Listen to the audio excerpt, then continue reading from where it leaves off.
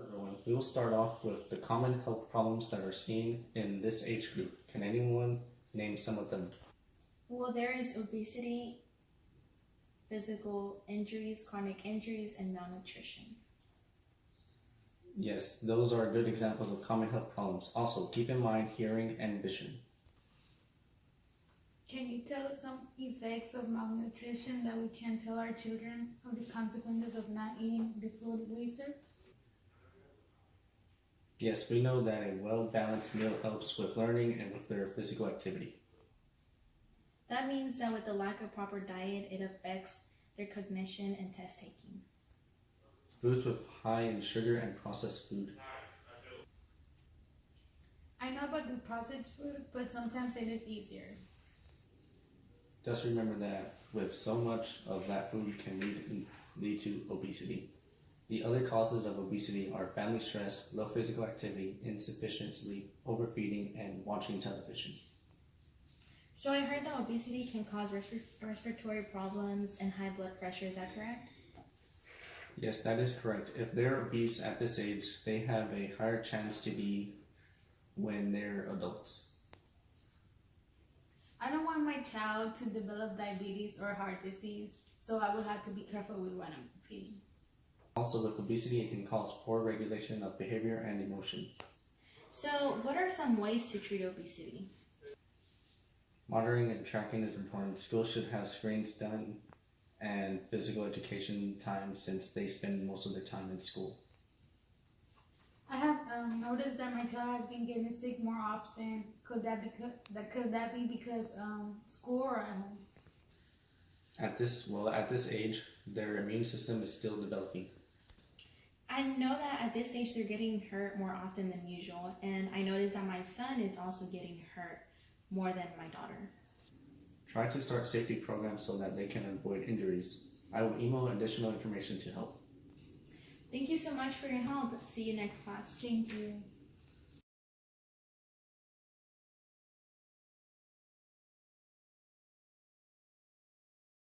Good evening, class. Today we'll be going over a few things about emotional and social development in middle childhood.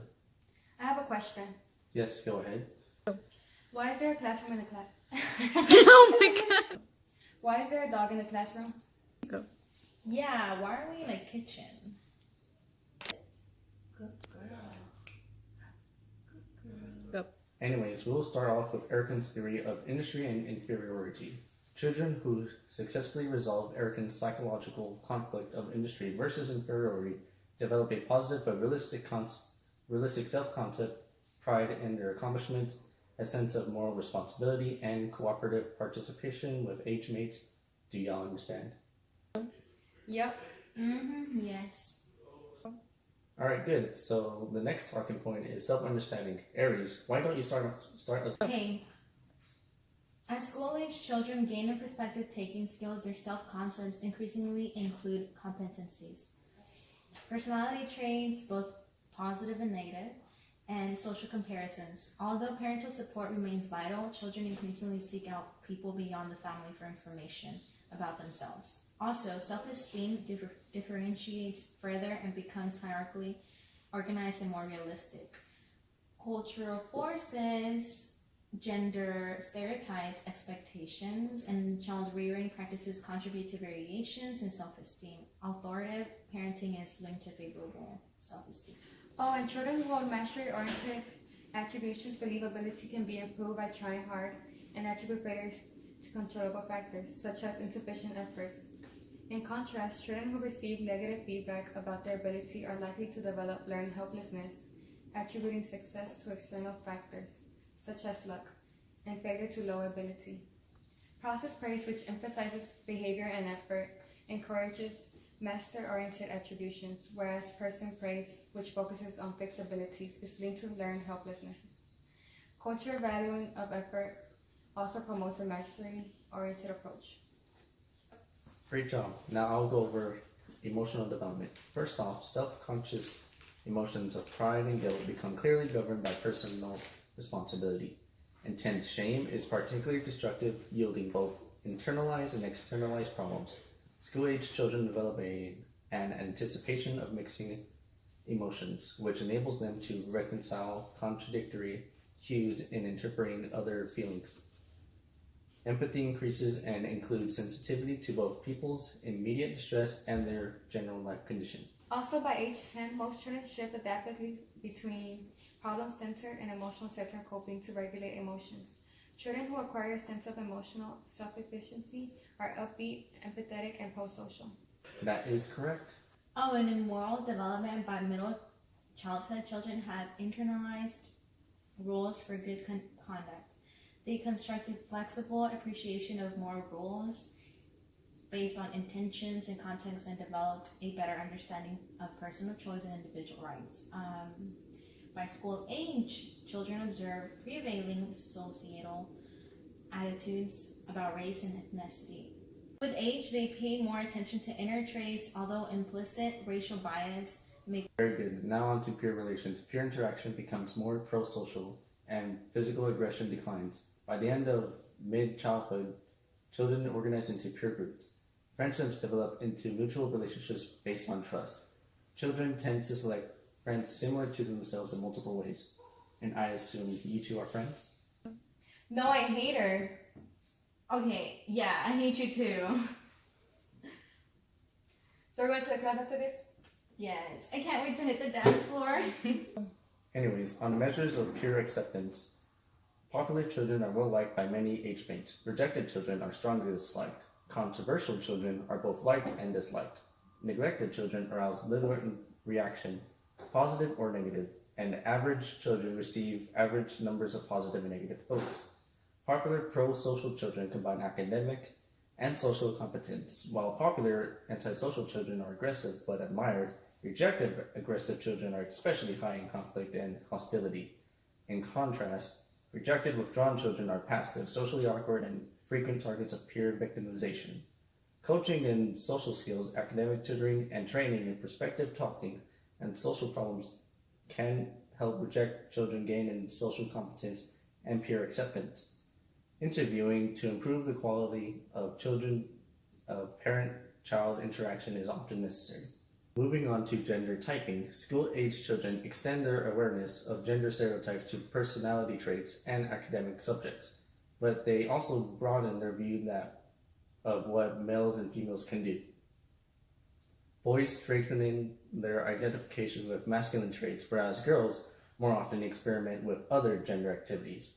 Gender identity includes self-evaluations of gender typically, intentedness, and felt pressure to confirm gender roles, each of which adjusts. Who can tell me how does parent-child communication and sibling relationships change in middle childhood? Despite declines in time spent with parents, co-regulations allow parents to exercise general oversight over children, who increasingly make their own decisions. Sibling rivalries tend to increase with participation in wider range of activities and more frequent parental comparisons. Only children do not differ from children with sibling and self-rated personality traits and are higher in self-esteem, school performance, and educational attainment. Now, who knows what factors influence children's adjustment to divorce and blended family arrangements?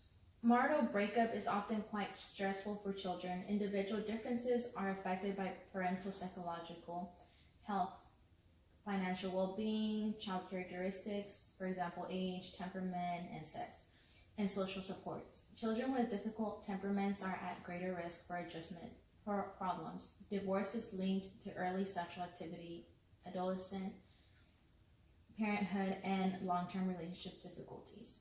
The overriding factor in positive adjustments following divorce is effective parenting. Positive father-child relationships are protective, as are supports from extended family members, teachers, siblings, and friends. Divorce mediation can foster parental conflict resolution in periods surrounding divorce. The success of joint custody depends on effective co-parenting, and in blended or reconstituted families, girls, older children and father-stepmother families tend to have more adjustment problems. That parents who move into the roles gradually help children adjust. All right, last question. How do maternal, employment, and life in dual earner families affect school-age children? When employed mothers remain committed to parenting, children display higher self-esteem, less gender stereotype beliefs, better achievement, and fewer behavioral problems. In dual earner families, the father willingness to share responsibility is a crucial factor. Workplace supports help parents in the child's rearing roles. Authoritative child rearing and parental monitoring and regular after-school chores lead self-care children to be responsible and well-adjusted.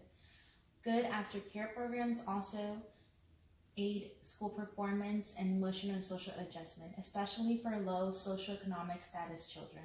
These are some common problems of development.